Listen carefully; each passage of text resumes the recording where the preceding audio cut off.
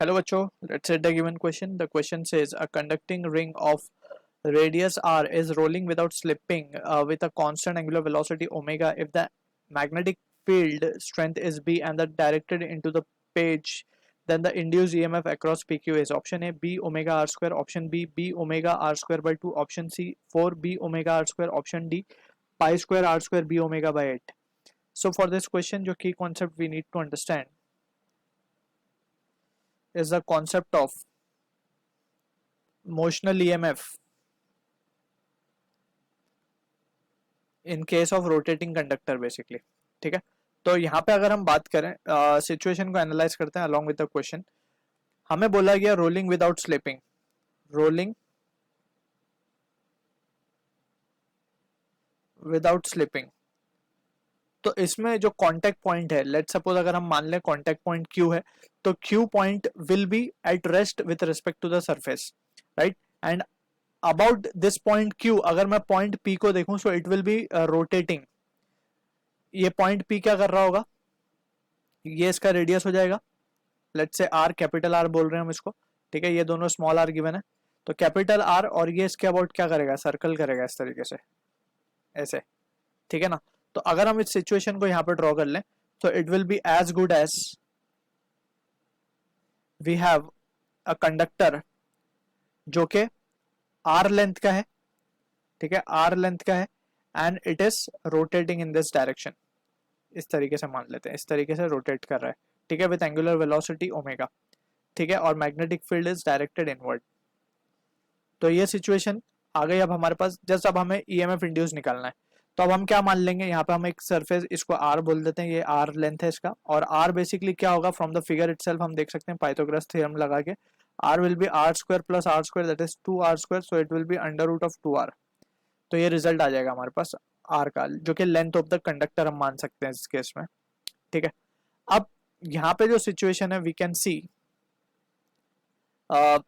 Actually में we have to be careful, ring is rotating, right. But what we are supposing कि हम point Q और P पे एक वी आर एज्यूमिंग के जो रेडियस है ये इट इज रोटेटिंग, क्योंकि रिंग जब रोटेट करेगी तो ये रेडियस भी रोटेट करेगा इसके अंदर. सो EMF will be the same in case, in both the case. Either हम इसको रिंग रोटेटिंग केस मान सकते हैं या फिर जो लेंथ ऑफ रॉड है that is rotating inside it. So either of it we can consider. तो यहाँ पे हम मान रहे हैं कि रॉड जो है वो रोटेट कर रही है इनसाइड द मैग्नेटिक फील्ड. अब यहाँ पे जो सिनेरियो है what we can see is, हम यहाँ पे क्या कर सकते हैं, we can consider a section of length dx, और ये इसके ऊपर एक वेलोसिटी हम मान सकते हैं v, जो कि linear velocity with which it is moving.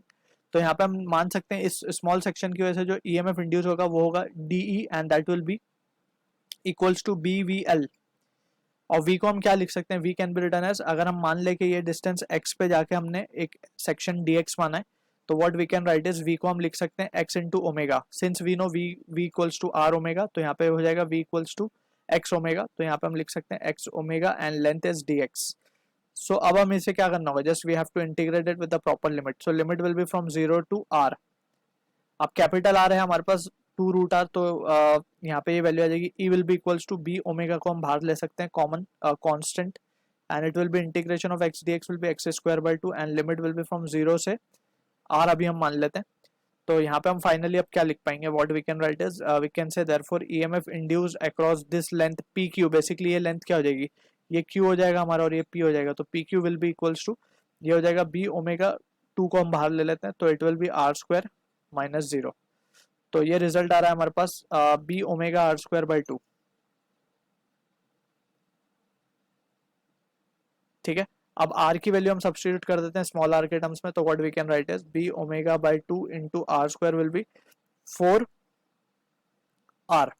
ठीक है, तो यहां से हम देख सकते हैं what we can write is, sorry and यहाँ पे we have done a mistake. ये एक्चुअली आएगा हमारे पास, दिस वैल्यू विल बी